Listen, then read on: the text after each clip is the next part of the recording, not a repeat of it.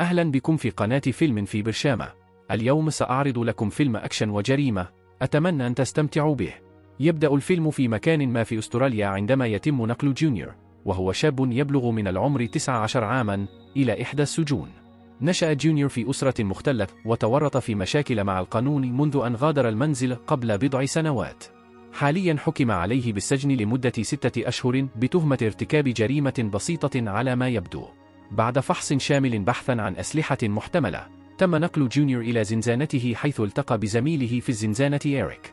لم يتبادلا أي كلمات، لكن من الواضح أن إيريك خائف حقا من شيء ما. مع مرور الأيام، بدأ جونيور في التعود على روتين السجن الصارم. غالبا ما يلاحظ براندن لينش، وهو لص مسلح سيء السمعة، وهو يلعب الشطرنج أثناء وقت الاستراحة. كما يلاحظ براندن المراهق وهو يحدق في اتجاهه عدة مرات، لكنه لم يبدأ أي محادثة. ومع ذلك، يبدو أن براندن على اتصال منتظم برجل أعمال يدعى سام من خلال هاتف السجن. ورغم أن الاثنين يبدوان وكأنهما يلعبان الشطرنج عبر الهاتف، إلا أنهما يخططان سرا لخطة أعمق كثيرا. في إحدى الأيام بعد الظهيرة وأثناء استراحة الغداء، يمر جونيور أمام براندن وهو يلعب الشطرنج. يرى المراهق فرصة في اللعبة لقتل الملك، ولم يلاحظها المجرم سيء السمعة بعد، وينبهه بشأن هذه الخطوة. ورغم إعجاب براندن بذكاء جونيور الحد، فإنه يهدده باحترام الحدود الشخصية. وفي غضون ذلك، يكتشف جونيور أن إيريك يتعرض للاعتداء الجسدي من قبل زعيم عصابة يسمى ديف. يقومون بسحبه بانتظام إلى حمام السجن، بينما يتجاهله الجميع وكأن شيئا لم يحدث. في إحدى الليالي، بينما يعود السجناء إلى زنزاناتهم، يلاحظ جونيور إيريك وهو يربط شفرة حلاقة في مقدمة فرشاة الأسنان، ويبدو أنه قرر أخيرا مقاومة الإساءة. ومع ذلك، في صباح اليوم التالي، يستيقظ جونيور على مشهد مروع. إيريك مستلق على الأرض والدم يتدفق من حلقه. لم يكن سلاح شفرة الحلاقة من أجل ديف، بل كان من أجل ارتكاب ما لا يمكن تصوره. يطلب جونيور المساعدة، لكن زميله في الزنزانة لا ينجو. مع وفاة إيريك الآن، يبدأ ديف ومجموعته في استهداف جونيور كضحية جديدة لهم. في إحدى الأمسيات، بينما كان عائدا إلى زنزانته، حاصر رجال ديف جونيور. لحسن الحظ، أنقذه براندن إلى جانب طاقمه ستيرلو وميرف في الوقت المناسب. ثم يستدعي زعيم العصابة سيء السمعة جونيور إلى زنزانته لإجراء محادثة. في البداية، يعطي المراهق درسا عن الواقع القاسي لحياة السجن. اهتم بأعمالك الخاصة أو كن مستعدا للمشاكل. ولكن بما أن جونيور ليس لديه ما يكفي من القوة للدخول في مشاكل بمفرده، يعرض عليه براندن صفقة، وهي الحماية لبقية عقوبته في السجن. وفي المقابل، عندما يخرج جونيور، سيتعين عليه أداء أي مهام يطلبها منه براندن. يطلب المراهق بضعة أيام لاتخاذ قرار. بعد بضعة أيام، يهاجم ديف وعصابته جونيور ويجرونه بالقوة إلى الحمام، لكن براندن ورجاله تمكنوا مرة أخرى من إنقاذه. كما ضربوا ديف ضربا مبرحا وألقوا به أسفل الدرج، مما أنهى حكمه الإرهابي إلى الأبد. في أعقاب هذه الحادثة، يقبل جونيور أخيرا صفقة براندن. وفقا للخطة، سيتوجه إلى منزل سام بعد انتهاء عقوبته في السجن. سيمنحه رجل الأعمال مخبأ آمنا والأسلحة اللازمة، والتي يجب أن يستخدمها لاختطاف طائرة هليكوبتر.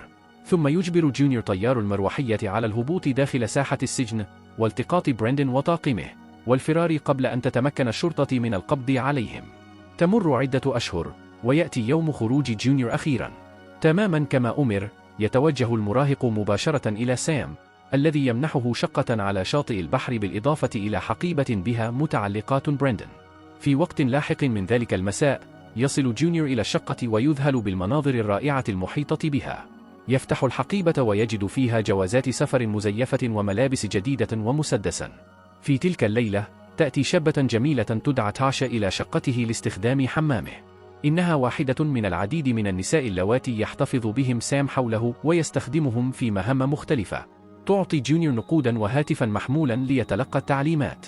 من الواضح أن المراهق مفتون بجمالها، ولكن بمجرد انتهاء مهمتها، تغادر على الفور. بعد ذلك، يذهب جونيور إلى مقطورة جندي متقاعد يدعى الجندي ويلسون، تماما كما أرشده براندن، ويعطيه ويلسون مجموعة متنوعة من الأسلحة. بعد درس قصير حول كيفية التعامل معها، يذهب جونيور إلى وكالة سياحة محلية، والتي تنظم رحلات بطائرات هليكوبتر ويحجز جولة. في منتصف الرحلة يخرج مسدسا من حقيبته ويجبر الطيار على إعادة توجيهه نحو السجن. في هذه الأثناء تمكن براندن وميرف وستيرلو من احتجاز حارس السجن كرهينة باستخدام السكين. يجبرون بقية الحراس على فتح البوابة الرئيسية وخرجوا بسرعة منها. بعد فترة وجيزة يصل جونيور بالطائرة المروحية ويصعدون جميعا ويتركون خلفهم الرهينة. يطيرون مسافة طويلة ويهبطون أخيرا في منتصف حقل منجم حيث تنتظرهم سيارة سام.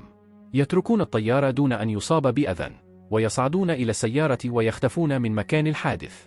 في طريقهم إلى مخبأ سام تتوقف العصابة لتناول غداء سريع بينما يدخل ميرف لشراء الوجبات الخفيفة لهم. يسمعون بث إذاعي عن خبر هروبهم من السجن، ويقول المراسل أسماء كل منهم وجرائمهم واحدة تلو الأخرى. ويشعرون بالاشمئزاز عندما يكتشفون أن ميرف كان يقضي عقوبة لاعتدائه على تلميذة في المدرسة منذ سنوات. يشعر ستيرلو وبراندن بالخيانة والاشمئزاز لأن ميرف أخفى هذه الحقيقة عنهما. لذا عندما يعود إلى السيارة يضربه براندن بوحشية ويلقي بجسده فاقد الوعي على جانب الطريق. ثم ينطلق الثلاثي المتبقي بعيدا ويصلون أخيرا إلى شقة سام المطلة على الشاطئ. وعلى الرغم من أن ستيرلو يحب المكان والشقة، إلا أن براندن يشير إلى أنهم سيكونون عرضة للخطر في حالة وقوع هجوم، لأن الشقة مفتوحة من جميع الجهات. ثم يسافرون إلى قصر سام حيث يتم إطلاعهم على مهمتهم. ولصدمة الجميع تتضمن المهمة سرقة 6 قطع من الذهب الخالص مباشرة من منجم في ضواحي كيغلي. وقد رتب سام بالفعل تصاريح أمنية للمنجم حيث يمكنهم التظاهر بأنهم كهربائيون للدخول إلى المنجم، وإذا نجحوا فسوف يدفع مبلغا ضخما قدره $2,000,000 لكل منهم. ومع هذه المكافأة الضخمة يقبل براندن الصفقة ويبدأ في الاستعداد للسرقة. وفي وقت لاحق من تلك الليلة في قصر سام يرى جونيور تاشا ويتبعها إلى الخارج إلى حمام السباحة ويحاول التحدث معها. ولكن في تلك اللحظة يصل ابن شقيق سام المتهور جوش ويدفعه إلى الماء. يبدأ جونيور الذي لا يعرف السباحة في الغرق ويحاول التنفس، ولكن تاشا تأتي لإنقاذه وتسحبه من الماء. ثم يبدأ الرجلان في الجدال فقط ليقطعهما براندن. لاحقا بينما يتجول جونيور المحرج في الشوارع تصل تاشا في سيارتها وتدعوه إلى مطعم صيني. أثناء العشاء يسألها عن سبب بقائها مع شخص عجوز مثل سام بينما يبدو أنها تمتلك ما يكفي من المال بمفردها. ردا على ذلك تشارك قصة حول ما حدث للفتاة الأخيرة التي حاولت الهرب فقد تم تعقبها وتم قتلها. في صباح اليوم التالي يعرب براندن عن غضبه بشأن ما حدث في الليلة السابقة بين جونيور وجوش، ويوبخ براندن جونيور للسماح لامرأة بتشتيت انتباهه عن المهمة التي سوف يقومون بها. في وقت لاحق من بعد ظهر ذلك اليوم ينتقلان إلى مخبأ جديد رتبه سام، وهو مكان سري إلى حد ما في أعماق ضواحي كيغلي. من هناك يسافر براندن وجونيور إلى منجم الذهب ويتفقدان المنطقة ويضعان الخطط لسرقتهما. ثم ينتقل المشهد إلى يوم السرقة حيث تدخل المجموعة بأكملها بما في ذلك جوش إلى المنجم، وهم متنكرون في هيئة كهربائيين عاديين المظهر. في الخارج ينتظر صديق براندن ستيف في سيارة الهروب، كما يراقب أي شرطة محتملة تصل إلى المنجم. وكما هو مكلف يتسلق جونيور داخل قناة تهوية المنجم ويزحف إلى الغرفة حيث تتم معالجة الذهب غير النقي إلى كتل صلبة. ينزل فجأة من قناة التهوية ويحتجز الجميع رهائن تحت تهديد سلاحه. هذا يمنع العمال من إطلاق إنذار طوارئ ويفتح الطريق لبقية الطاقم للتسلل دون أن يتم اكتشافهم. بمجرد دخولهم يتولى براندن زمام المبادرة ويجبر 2 من الموظفين على تنفيذ عملية تحويل الذهب السائل إلى كتل صلبة. وبينما تسير الأمور على ما يرام يصاب جوش بالذعر وينتهي به الأمر بإطلاق النار على ساق أحد الموظفين. يعلمه براندن الغاضب درسا بلكمه بقوة في وجهه، لكن الضرر قد وقع بالفعل. وبعد فترة وجيزة ينبههم ستيف إلى اقتراب صافرات الشرطة. يقوم براندن مع بقية أفراد الطاقم بتحميل 6 سبائك من الذهب ويبدأون خطة الخروج. متنكرين في هيئة عمال تمكنوا من الوصول إلى المحيط الخارجي للمناجم دون أي مشكلة، ثم استخدموا الرهائن كدروع وتمكنوا من الفرار من المنجم في سيارتهم، لكن العديد من سيارات الشرطة بدأت في مطاردتهم وإطلاق النار باستمرار على سيارتهم. وبينما تهرب العصابة من ضواحي كيغولي، اخترقت رصاصة ظهر ستيرلو، مما أدى إلى إصابته بجروح خطيرة. بعد مطاردة مكثفة، تمكن ستيف أخيرا من التفوق على رجال الشرطة، مما تسبب في اصطدام العديد من سيارات الشرطة ببعضها البعض. لكن في هذه المرحلة، أدرك ستيرلو أنه لن ينجو، وفي أنفاسه الأخيرة طلب أن يمنح نصيبه من الذهب المسروق لابنته الصغيرة ثم مات. في هذه الأثناء تفزع المجموعة بسبب خسارته، لكن ليس لديهم خيار سوى المضي قدما. لاحقا، أخفوا سيارتهم داخل شاحنة واتجهوا نحو منزلهم الآمن، لكن سام أمرهم بالتخلص من السيارة أولا والتخلص من أي دليل. لذا، يقود براندن وجونيور السيارة إلى مكان بعيد، ويشعلان فيها النار وهي تحمل جثة ستيرلو، ثم يدفعانها من على الجبل. أثناء عودتهما إلى منزلهما الآمن، يتلقى جونيور رسالة من تاشا تحذرهما من أن سام قد خانهما، وهذا يقلق الثنائي، لذا يزوران سرا قبرا حيث خبأ براندن بعض الأموال.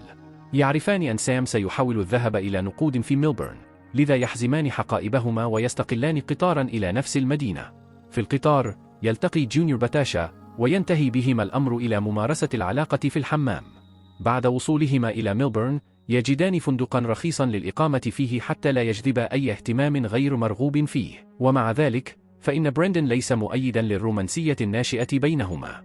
في إحدى الليالي، بينما كانت تاشا في الخارج لشراء بعض الطعام الجاهز، براندن يحذر جونيور من أنها قد تكون عقبة في طريق خططهما المستقبلية بسبب ماضيها السيء. لضمان مسار سلس للأمام، يعد براندن بإعطاء جونيور مبلغا أكبر من المال، ويطلب منه قطع علاقته معها. للأسف، تشهد تاشا هذا التبادل وتشعر بألم عميق. تهرب في إحباط، لكن جونيور يطاردها، محاولا يائسا شرح جانبه من القصة. بدلا من ذلك، تحذر تاشا جونيور من أنه بمجرد اكتمال المهمة، قد يتخلى عنه براندن تماما كما اقترح أن يفعل معها. في غضون ذلك، يتعقب أحد قتلة سام، ويدعى واين الفندق، ويجد براندن بالداخل. يوجه مسدسه نحوه ويعلن أن سام وضع مكافأة على من يجده. ومع ذلك، يتلاعب براندن بالموقف بإقناع واين بأن سام لعب به أيضا، ثم يطلب مساعدته ويعد بمكافأته بمبلغ أكبر من المال. عند سماع هذا، يقبل واين الجشع العرض على الفور. في وقت مبكر من صباح اليوم التالي، انطلق جونيور وبراندن إلى الموقع حيث من المفترض أن يسلم سام القطع الذهبية. يصلون في الوقت المناسب ليروى جاش يعطي الحقيبة ويواصل تسليم سبائك الذهب للتاجر. وفجأة، يقاطع تبادلهم الحديث واين، الذي يصل من العدم بشاحنته الصغيرة. يهاجمهم بأقصى سرعة ويصطدم بشاحنته بسيارة جاش، مما يؤدي إلى مقتل العديد من الرجال في هذه العملية. ينتهز براندن الفرصة لإخراج الرجال المتبقين واستعادة الحقيبة. وبعد إنجاز الجزء الأول من مهمتهم، يتجه جونيور وبراندن نحو منزل سام حيث لديهما حساب لتسويته معه. وعند وصولهما إلى هناك، لا يهدر براندن الوقت ويطلق النار على سام مرتين في صدره. وفي أعقاب ذلك، يجد براندن وجونيور فندقا لقضاء الليل فيه. بينما يخفي براندن حقيبة الذهب تحت السرير، يختلق جونيور عذرا للخروج ويرسل موقع الفندق ومفاتيح الغرف إلى تاشا. ثم يشتري الاثنان قاربا لأنفسهما، ويخططان لمغادرة البلاد للأبد. في وقت مبكر من صباح اليوم التالي، انطلق براندن وجونيور في قاربهما. ومع ذلك، وكما حذرت تاشا، خان براندن المراهق، وعرض عليه فقط جزءا صغيرا من الذهب. ولكن بعد قضاء عدة أشهر مع مجرم ماهر مثل براندن، تعلم جونيور بعض الحيل الخاصة به. لقد توقع بالفعل هذه الخيانة، لذلك كشف بجرأة أنه أعطى موقع الفندق إلى تاشا، ثم أخذت سبائك الذهب واستبدلتها بأحجار عديمة الفائدة، وأخفت الشيء الحقيقي في مكان آخر. غاضبا من الكشف، جر براندن جونيور إلى الماء، وانخرط الاثنان في مشاجرة عنيفة. بعد فترة، خرج براندن فقط إلى السطح، حيث لا يستطيع جونيور السباحة، لكنه سرعان ما سحب الصبي الغارق، وصعد الثنائي مرة أخرى إلى القارب. في النهاية، لم يرى براندن أي جدوى من القتال، واعترف بأن المراهق تفوق عليه ذكاء. من ناحية أخرى، وعد جونيور بإرسال نصيبه العادل من المال إلى براندن، ثم غادر على متن قارب صغير باتجاه الشاطئ. لاحقا، عاد براندن إلى العيش في الفندق، حيث تم القبض عليه في النهاية وإرساله إلى السجن بعد أن تعرفت امرأة محلية على وجهه. يظهر المشهد الأخير براندن كرجل متغير، شخص تقبل مصيره. ولكن بعد عدة أشهر، يتلقى رسالة من جونيور توضح له مكان حصته من الذهب، وهذا يجلب شعورا متجددا بالأمل في بريندن وهو ينظر من نافذة زنزانته. أتمنى أن يكون الفيديو قد نال إعجابكم. لا تنسى الاشتراك بالقناة والإعجاب بالفيديو تشجيعا لنا لكي نستمر في تقديم محتوى مثل هذا. شكرا على المشاهدة.